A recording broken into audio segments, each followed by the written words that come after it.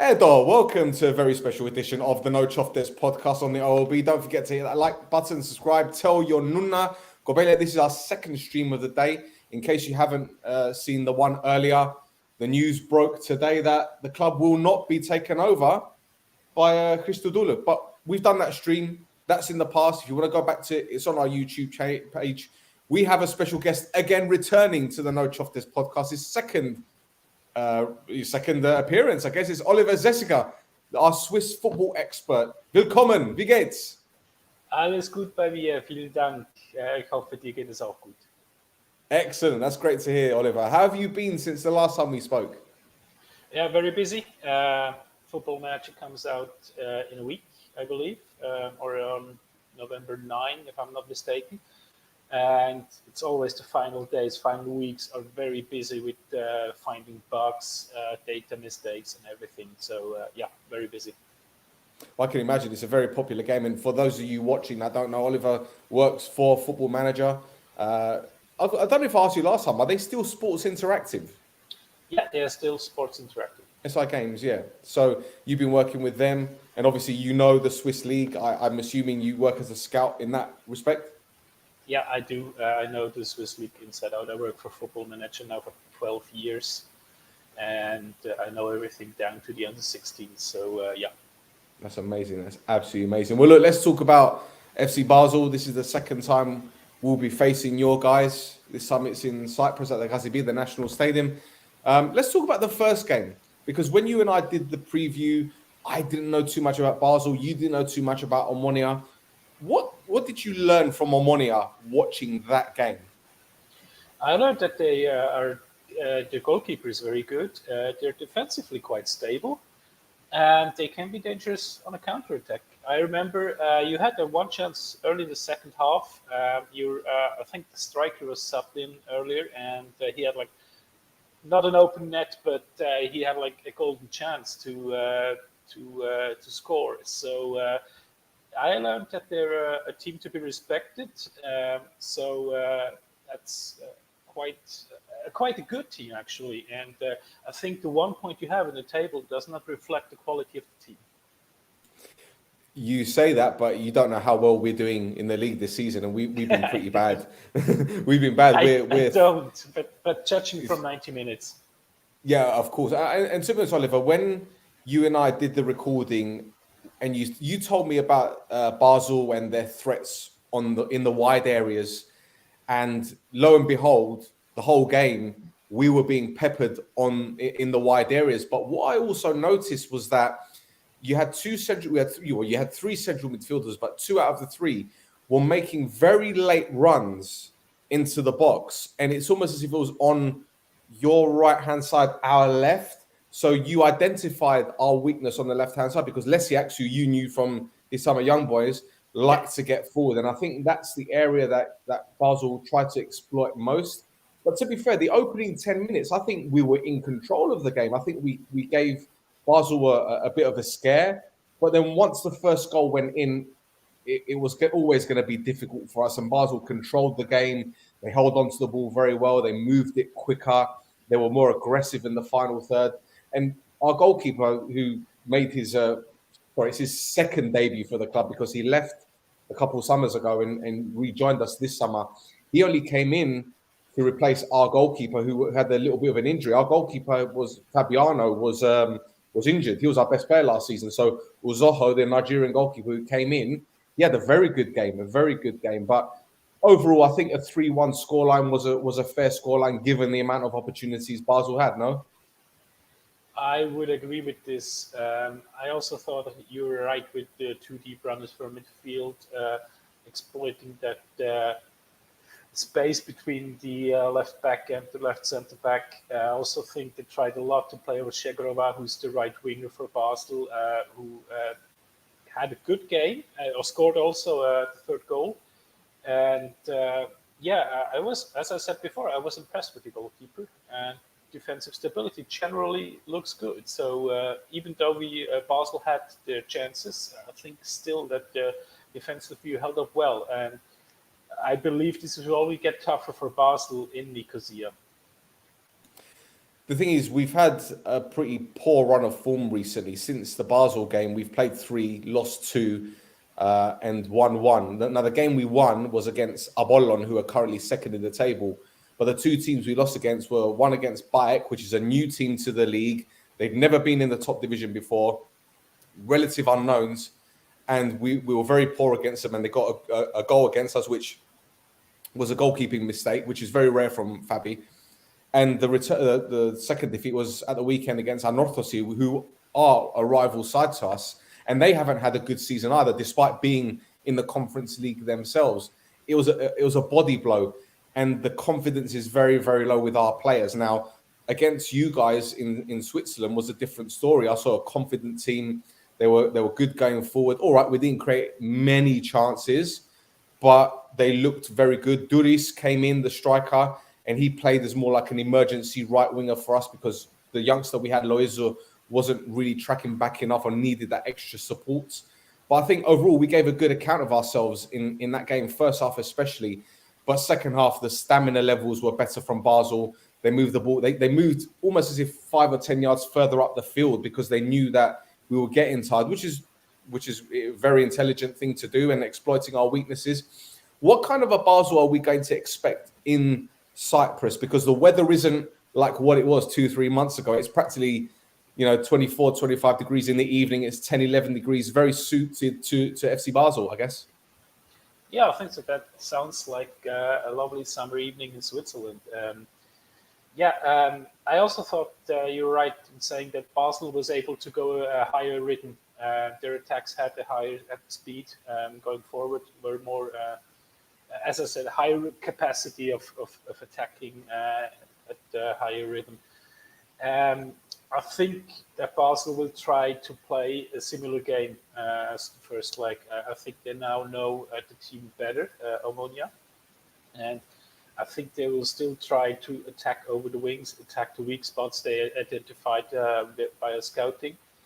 And I also believe that they will try to cut off the counter-attacks from Omonoia because they were dangerous. And I think that their main target is to keep the ball as much as possible and try to create.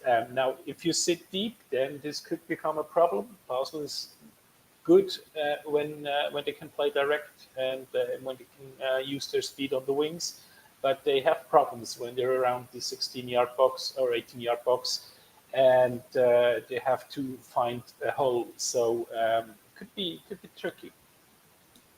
I remember you telling me that the squad is quite young. We've got a lot of players on loan. And what I noticed about Basel defensively is that the fullbacks are very, very comfortable on the ball. They love to get forward. But the 2 central defenders, I forget the name of the one that conceded the penalty. He looked very... That's the one, yeah? He looks very...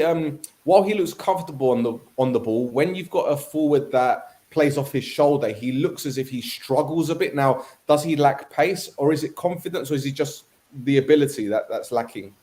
Yeah, the defensive pairing with the Germert and Pelmar is that Pelmar is the quick one, and Germert is the slower one. And you're right that he lacks a bit of speed. He also, when marking a player, he doesn't always keep the distance as well to the player, lets him turn or gets turned. And this could be a problem if the striker remembers this from the first leg or the first game. And what Eray Germert is very capable of is playing that opening pass. He can play like a diagonal pass onto the upper wing or straight forward into midfield or onto the right wing. And this could create danger. And he's often the source of counter-attacks or direct attacks from Basel. So how have Basel's form been since the last game? Because I haven't followed them, unfortunately. Are they looking in good form at the moment? Yes and no. They were eliminated in the Swiss Cup by a third division side. So I think one of the only times in their history that they were eliminated by a side 2 divisions inferior to them. And it was an absolutely sensational cup out for them. They then drew in Zurich, which is a derby. Zurich and Basel, those two cities are rivals, and in what was a fantastic game, one of the best games I can remember in Switzerland in the last 10 years, and they conceded the equalizer in the 95th minute. So that was disappointing, to say at least, because they scored 4-2 a minute before, but it didn't count because we have VAR, and it didn't count rightfully, I must say. And they also had a win. So a win, a draw, and a loss since the game against Omonoia. I would say average. They're still top of the league. They could have extended the lead to 7 points to Young Boys, but they failed. So it's a mixed bag, I'd say. So would you say the Conference League has affected their style of play or the way that they progress? Because in different, like for example, with us, Omonoia, we don't have the players with the stamina levels and the energy levels to travel here, there, and everywhere, and then come back and then play Cypriot League. Because what we've noticed that we play the Cypriot League teams. I'll give you an example. Last season, we were in the Europa League. We had PSV Eindhoven, Granada, and who was the other team we had? I forget who we had now. For crying out loud, I've forgotten the other team that we had. But when we were playing these Europa League games, we play a league game, and it's almost as if the players struggle to adapt to the domestic league because they're more focused on European games. Would you say Basel have a similar problem this season? I noticed the continental hangover effect. It was like this 5 to 7 years ago when they played Champions League. So everybody was looking up, yeah, it's Champions League. You play against Real Madrid or PSG or Manchester United. And then on the weekends you play Lugano. No disrespect to Lugano, but they were at the time not a big team. And it was more mental than physical. Basel always has a large squad, so they should be able to handle it physically, but mentally is a different story. You can see it right now with Young Boys. They're playing the Champions League. They're playing Manchester United, Villarreal, and Atalanta. So and they haven't won in 5 games, and they won the last 4 consecutive league titles. So they're struggling because of that effect. And I don't think it's physical; it's mental. It's a block.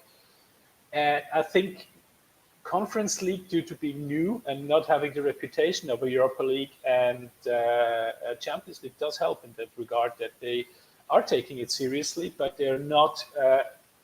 Their head is not uniquely focused on this competition, so they can adapt to Swiss Super League afterwards. Because after the Omonoia game they won at home 2-0 against Lugano, wasn't a good performance, or was a good performance, but not great. So they didn't have too many problems in those 2 games against Omonoia and then Lugano. So in terms of FC Basel going into this game, do we have any players that we can say, oh, well, they're not 100% fit? Are there any players lacking in fitness or carrying any injuries? Perhaps we can exploit certain areas? I believe that they will play the strongest 11. With a win, Basel can already qualify for the next round. It looks like a duel with Karabakh for the first place. There are many younger players who do not have a lot of match practice at the moment, who lack a bit of match practice because the coach prefers to play the first 11. I don't think they will. They may play 1 or 2 younger guys and give a rest to 1 or 2 of those players. They might play, for example, the captain Valentin Stocker, who's a bit more experienced at the age of 32, and to give him a chance again. But I think the general team will be the same as played in the first round, except in the first game, except for at least one position where Shegrova, he's currently he's fallen ill and he's out for a few more days, so he has not traveled to Nicosia. So that's one less position to worry about. I think that you will see more or less the same team as in the first leg, with 1 or 2 changes. Fair enough. Okay, well, I've got a comment here, Del Nero, and he said, I hope we play good football tomorrow. I don't care about the result. Now, for me, given Omonia's performance against Anorthosis the other day, which obviously we lost, I firmly believe that, same as last season, this European competition has hindered our league form. And it's no coincidence that this time last season, when we were in the the fourth round of games, our league position was practically the same as now. We were 9 points behind the title, the top team at the time, and now I think we're 12 points behind the team that's top at the moment. So we know that this European campaign, while it's great for the club to generate money for our history, we know it's been a hindrance. So once we're knocked out, we know that we're going to make a full assault for the title, or at least to get into the top 6. And for me, this game is important because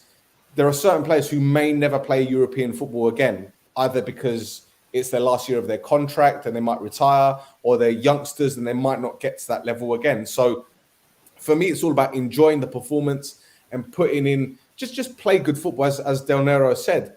Is this common for Swiss teams to hear about the opponents and how the fans feel? Because obviously FC Basel played in Champions League time and time again. Have they ever come across opponents where the fans are like, well, we don't care about the result, we just want to see a good game and we want to see the players get their confidence and play football? Yeah, this is quite common because Swiss football is not the biggest, and when you play a bigger team, then usually the result is secondary to the performance. There are then exceptions, like Young Boys beat Manchester United this season in the Champions League. Basel did beat a lot of big teams over the years, but it's also quite common, especially with like teams in third and fourth position who qualify for Europe, that if you play a team of a bigger stature, then you just expect a good performance and treat the result as secondary. I think the thing that most fans, and this goes probably for Omonoia fans as well as Swiss football fans, the thing that people want to see, that fans want to see, is progress. Is something that has progressed from the last game or last games, especially when you're not in form like you at the moment. So I think that's just quite normal. There's another comment here. No hope for our team. We're a team that lacks quality and fitness. Well, the fitness issue has been here since the beginning of the season. The quality, okay, we're in a league. We're in a group with some very, very good teams. Obviously, FC Basel, Karabakh, as you mentioned, they played us off the park, and even Kairat are a good team. But a lot of people are quite negative at the moment, Oliver, because of the way that the club has played so far, because of the league position. We're league champions. We're near the bottom more than the top. And there's been a lot of question marks surrounding players, fitness, manager, tactics. Did you see anything that made you believe that Henning Berg wasn't a good manager, or that he got anything wrong? I think he got anything wrong. I think the loss in the first game was due to fitness, as you said, and quality. I think those are the 2 main points. I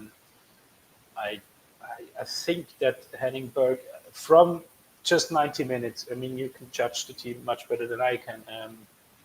But from those 90 minutes, I thought you were solid defensively. Build from the back. And as always, when you build a team, build from the back. Make sure you have a good goalkeeper, you have strong defenders who understand each other, who help out each other, and then go from there. I think this is the basis of any football team. And I think you're on a good way, but the problem probably is that the team lacks confidence right now because of the poor round of form. And confidence is something that can be a strange thing. Only one win, only one goal can change that. One goal by the right person can change it. So if you score tomorrow and you may get a draw, you may even win. But honestly, I think Basel is still a favorite. But you may get something tomorrow that could help. This could help you for the future games. But as I said, I think it's more fitness. I think that having watched some in my profession, some league games from Cyprus. I think the rhythm of the game is just slower, which also due to temperatures and everything, which is logical. And I think that results in a worse fitness than a team from Switzerland who is able to play in a different climate and having a higher rhythm of play. Fantastic. Well, we've got someone waiting in the chat to talk to us. Theo, here we go. Calispera. Hi, Alispera. Good evening, guys. So Good evening. I will echo what other fellow Omonia fans said, that sort of the game is written off tomorrow, and whatever we do achieve is a bonus, as psychologically mainly, and monetary wise as well, because and draw brings some money. But I want to talk about some of the older players of some of the players that played in Basel in the past, in the early 2010s, like Shaqiri and Salah. Uh, do you see anybody of the current players of Basel being late bloomers like Salah, or anybody and in the under 23s, 21s, around that age that we can look forward to, like Shaqiri and Salah? Because if I'm not mistaken, I'm sure Salah play for Basel, but I That's think right. Shaqiri played as well for Basel maybe 10 years ago. Do you see anybody? Good question. Some Good question, Phile. Bravo. Yeah, thank you for the question. Salah, Shaqiri, Granit Xhaka, Ivan Rakitic, Jan Sommer, they all played for Basel. They're quite known for their youth development. Currently, there are some highly talented youngsters in this squad, but they're only on loan with buy options. But they're only on, like Jolson Fernandez from Sporting Lisbon. It's doubtful that Basel will buy him after his loan spell. Then there's Artur Cabral, who's only 23. I might preface this by saying no, none of those players will reach the heights of Mohamed Salah. I mean, we can debate if he's now the best footballer in the world at the moment or not. But he's one he of is the best. he Yeah, is I agree. fair enough. I Fair agree. enough. Fair enough. But he's at the very least he's one of the best footballers in the world. No, none of those players will reach the heights. And there are some interesting players down in the under 21s right now. There is Liam Chipperfield, who's the son of a former Basel player. That's Scott Chipperfield. Yeah, Scott, exactly. Yeah, right. Yeah, Scott Chipperfield, the FC Basel legend. Scott Chipperfield, his son is 17. He's all the under 21s. And there is 16-year-old Momodou Chaite, who's also playing for the under 21s. And he is touted as a very big talent. Where it goes, he's only 16, so there's a lot of development ahead of him. But he's always played in higher youth categories, so that's another one to keep an eye on. And generally, I think youth output is good. I worry a bit that they have a lot of lone players at the moment and a lot of young players in their squad, so that their own youngsters might not get a chance to impress in the first team.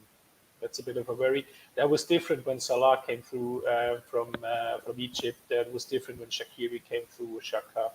They all got their chances, and I worry a bit that those current youngsters might not get the chance they deserve. maybe they can send some of them our way. We can develop them. Phile, how do you think the game's going to go tomorrow then, Phile? I think we will, at least for the first 30 minutes, put them some resistance.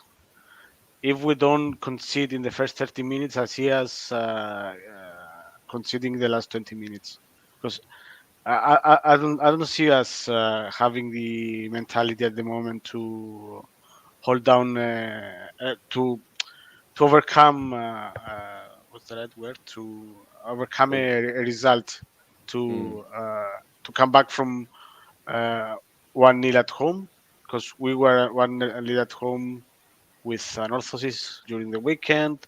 We were 1-0 against the promoted team away in a stadium that our tradition says that it's our second, it's our old home.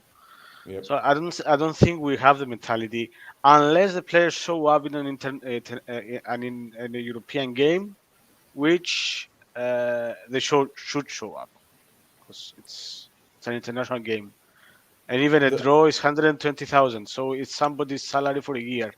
yeah, You true. put it Very true. Yeah. you put it plainly like that. It's somebody's salary. So if you get a win, it means that uh, maybe it's two Two people's players. salary, two players' salary. So Your vectors, yeah. yeah, so You're it's right. it. So do you think Henningberg he's going to stick with the same system, or do you think another Alexis? Do you think he's going to go 4-5-1 or 3-4-2-1? Bosnom is I want him to experiment in a game like this. I already sent you in Instagram my idea no. of a system 3-4. I prefer to be 3-1-4-2 or 1-1 Yep. with the wide players in the middle to be the actual fullbacks, and you get three at the back, and they can play as wide defenders, and the one in the middle can come back come back at the defense so that they can become a traditional back four if it's necessary, because we have the players to open it. But I'm not sure if they have the stamina at the moment, because Kubocan can play at left back or right back.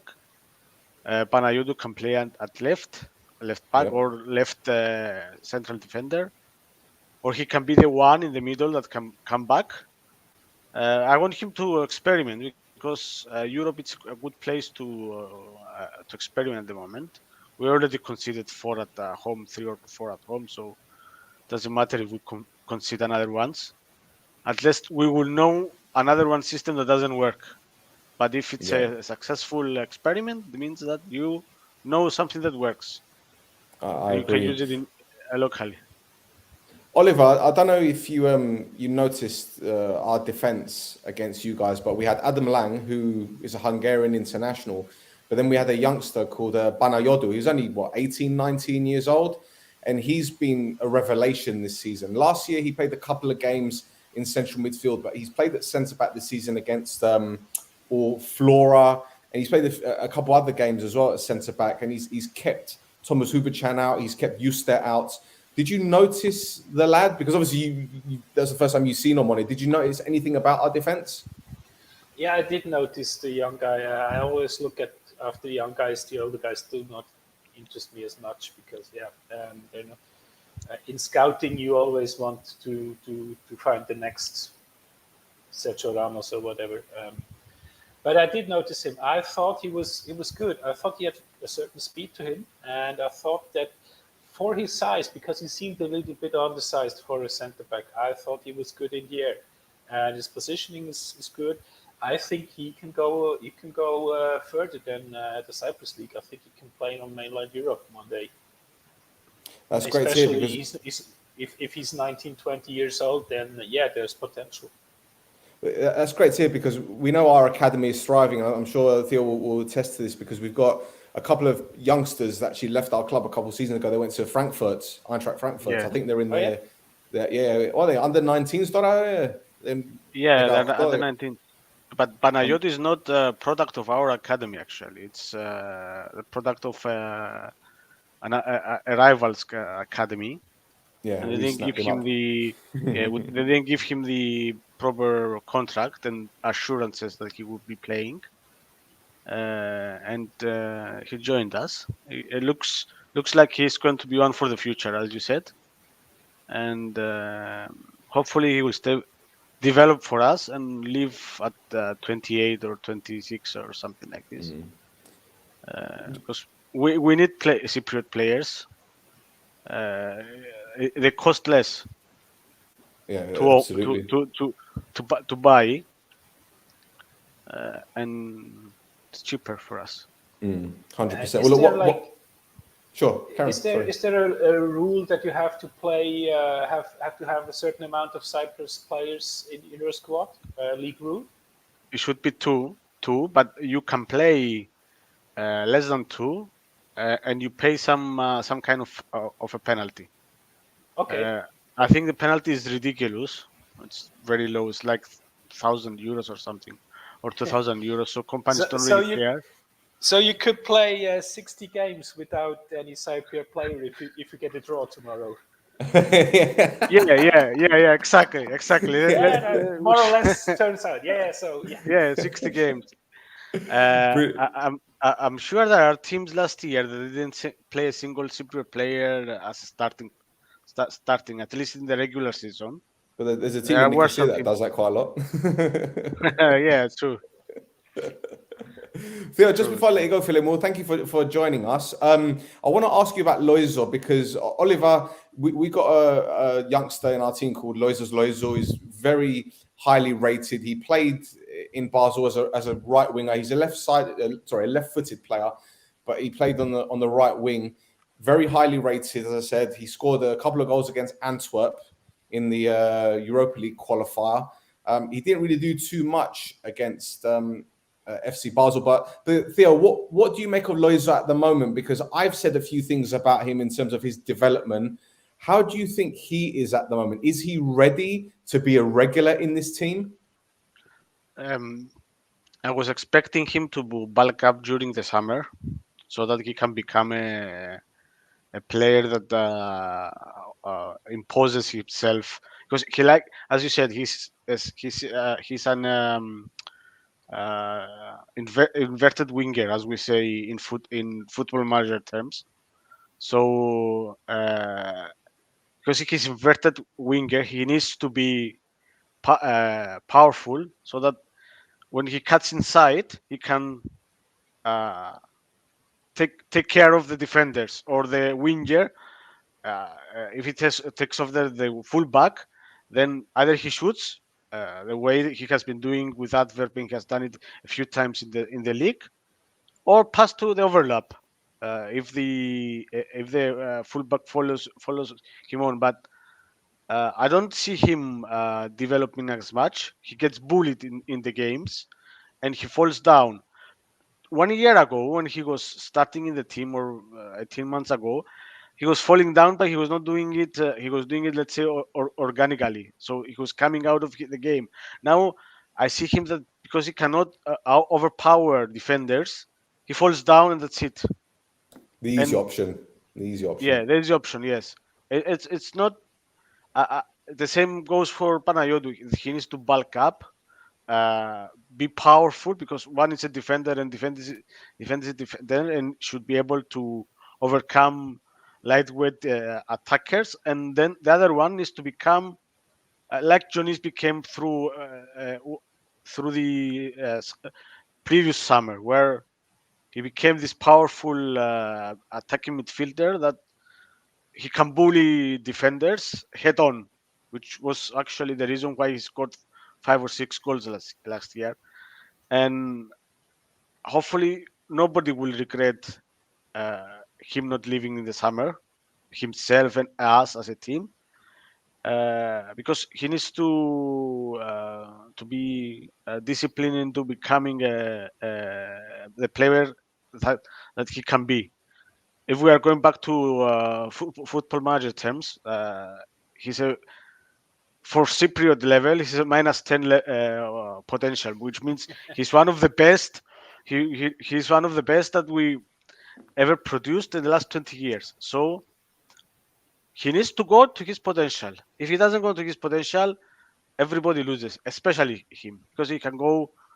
He could easily be in Switzerland in 2 years, and then after 5 years, he can be in France, and after a few years in Bundesliga or in a mid-level team in Spain, and everybody will be admiring him through the TV instead of watching him live. So this Agreed. should be the target. It should be the target for Loizu. It's the only player I can see now. Maybe there are a few others in the under 18 and under 16 which are similar to Loizu. There are some names going around, but he should be by 25, 26 outside of Cyprus, playing somewhere like Switzerland, where people can scouts from higher leagues can converge around him and be developed to the players that he should be. But there shouldn't be any distractions. We all know what we mean by this. It should be zero distractions. The same thing destroyed another player's career that he's playing in another team at the moment. And we saw examples of players, former Omonoia players, that concentrated on their careers, and they played football in Cyprus, but at a high level, up to their 36, 37, and they won titles. Unfortunately, with our opponents, yeah. But they made a dedicated life, a non-distracted life, and they have achieved 10 years of magnificent football. So it's up to Loizos. Same thing goes with any career. Like I am in my job I'm in my career for the last 16 years. I went through a few things. You should be dedicated, not distracted. Dedicated. Everybody can be an Instagram star, a TikTok star, a YouTube star, like Stel. But talented footballers should be footballers. That's it, and they can make millions out of it. They can make millions out of it. Of course. Well, Fila, thank you so much for joining us, Ray. My pleasure, guys. I wanted to intervene in the last your last podcast, but I was eating my salad, so I said, okay. Only for a man. Next time, you're more than welcome. Next time, yeah, for sure. Thank you, guys. Bye bye. Bye. Thank you. Bye bye. There we go. I have to say something about Lazu. Sure. He took my eye, but mainly because he was small and bullied, as Theo said it. And I think, spoiler alert, in the Football Manager database, he's a -7, which means Theo is spot on with his prediction that he could become like a mid-level Bundesliga or a Spanish league player. However, I believe that the player has to leave Cyprus earlier than 25, much earlier actually, because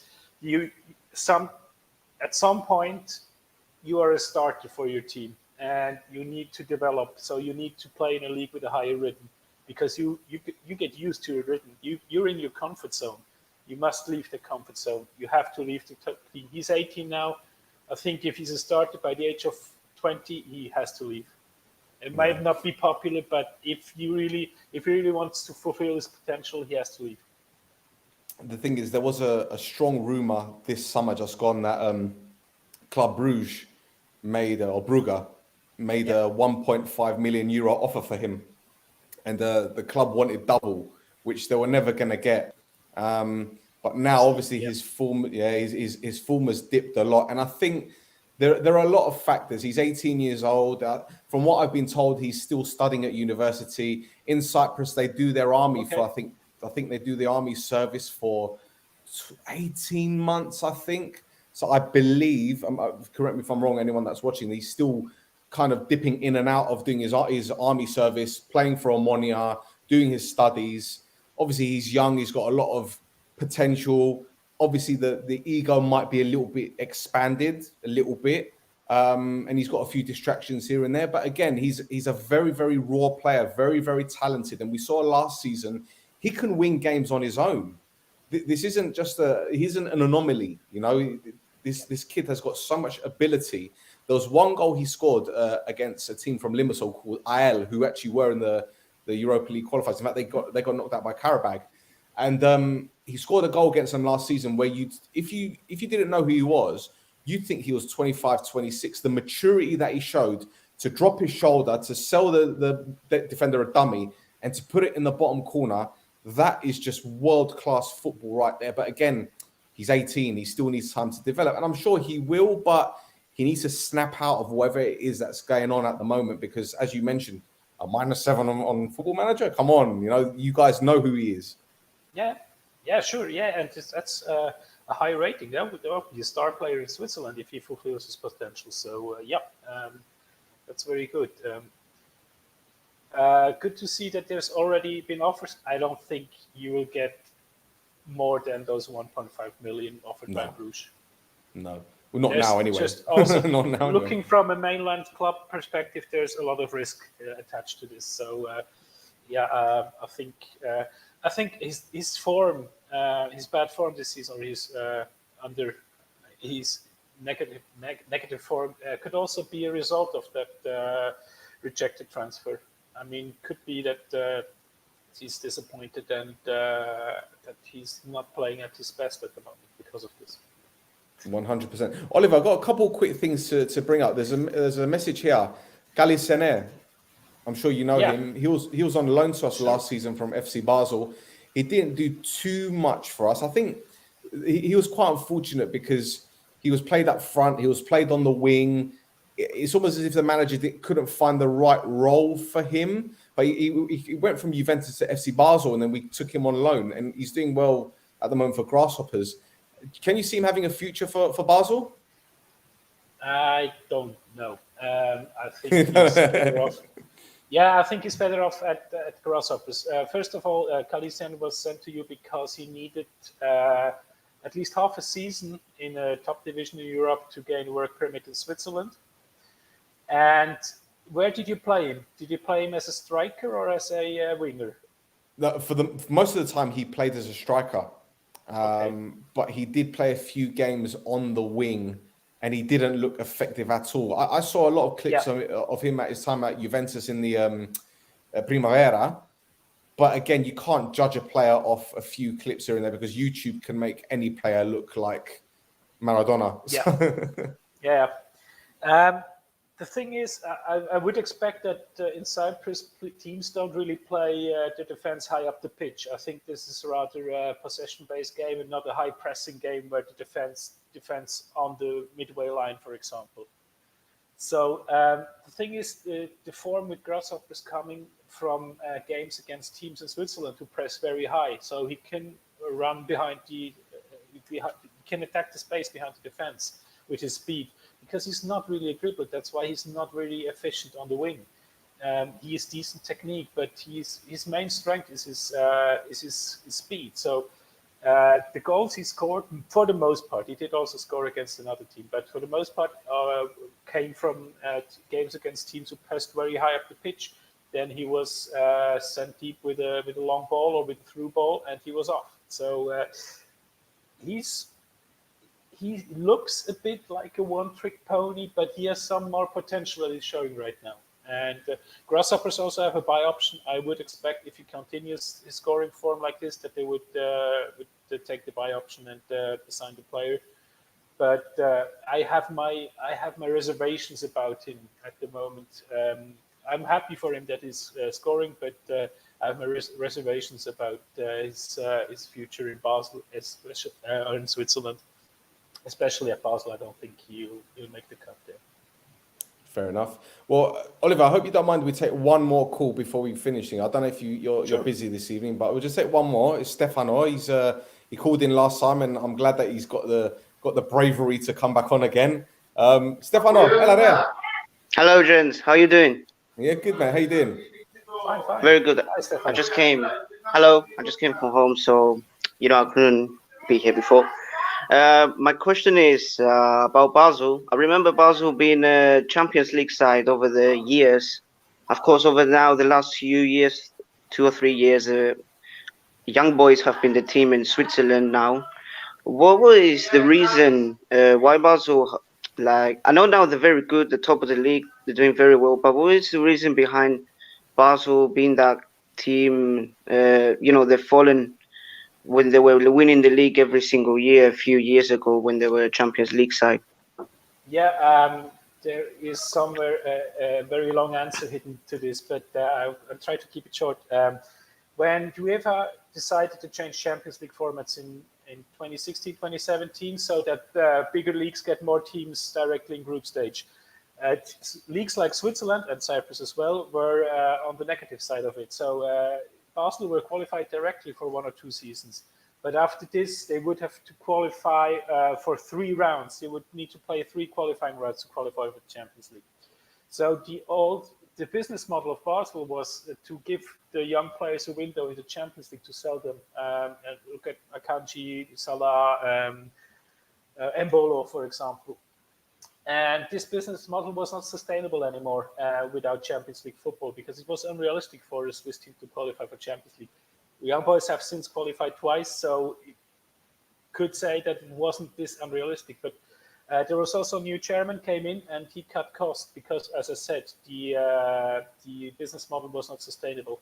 And when you cut costs, usually lose quality, and they weren't able to replace the quality they've lost. So that's another point. And now it's the third chairman or third owner in 5 years, and it looks a bit better now with the new model with loans with buy options of highly talented youngsters.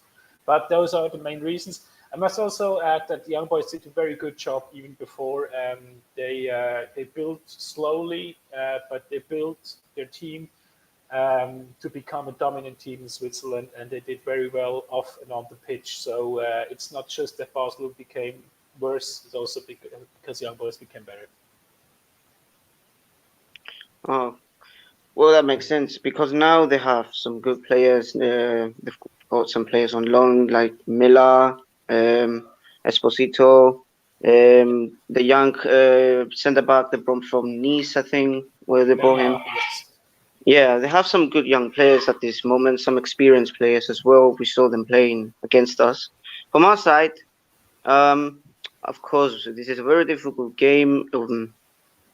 I don't know what to expect. Mostly the best result to expect is probably a draw, to be honest. It's a very difficult game. The most difficult game in the group. Gain a result would mean a lot for the confidence of the players. But over the last few results we had, it's not there really, the confidence. And I think it would be good for us to get a result. But also, getting knocked out in this competition will help us as well. So it's a strange one, but it will help us a lot. Yeah, of course.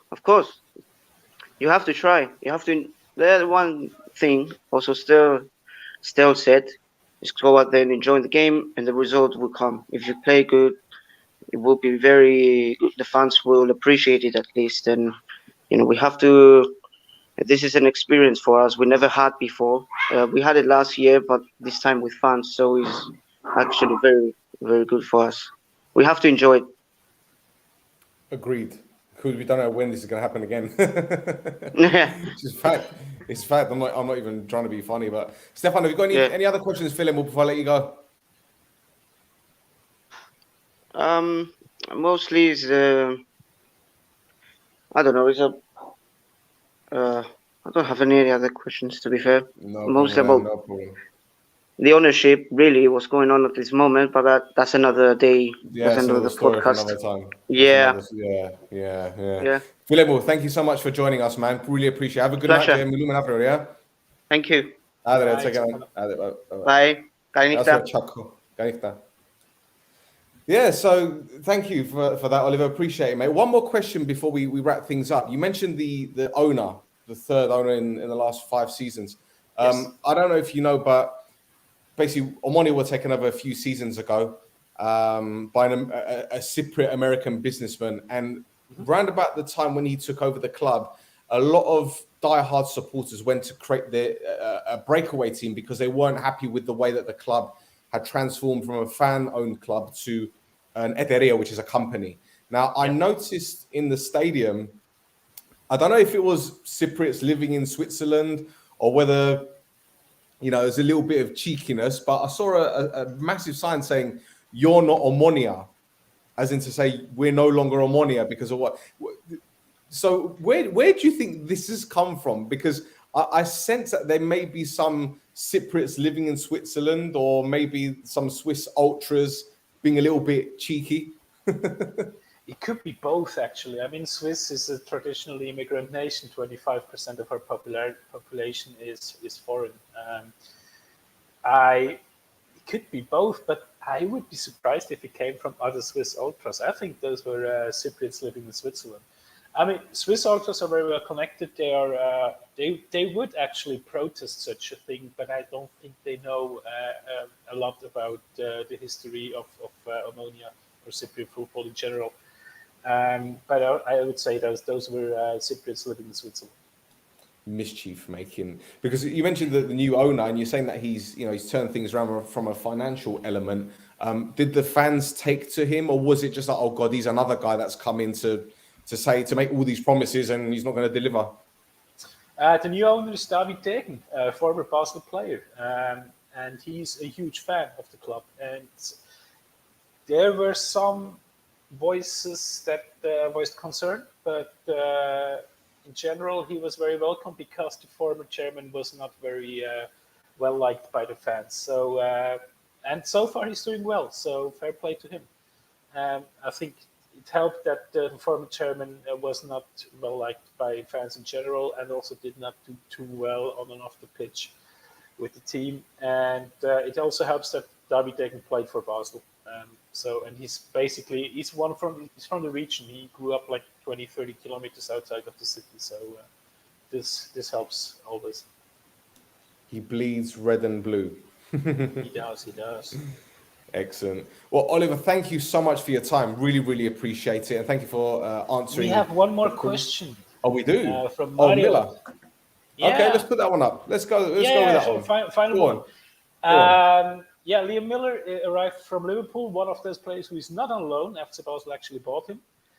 And he had a slow start, needed some time to adapt, because last time I think he played League One, Charlton or... Charlton, Charlton. But he's a Liverpool product who came from the under-23s of Liverpool. Isn't he Canadian? He is a Canadian, yes. He's. I think he's an international. Yeah, I'm sure he's an international for Canada. He is quite good at the moment. He had a slow start, as I said. Adaptation needs time, different style of play and everything. New country, obviously, and a new language. But he has played very well. I mean, he scored against Omonoia the first goal, and he scored on the weekend as well against Zurich.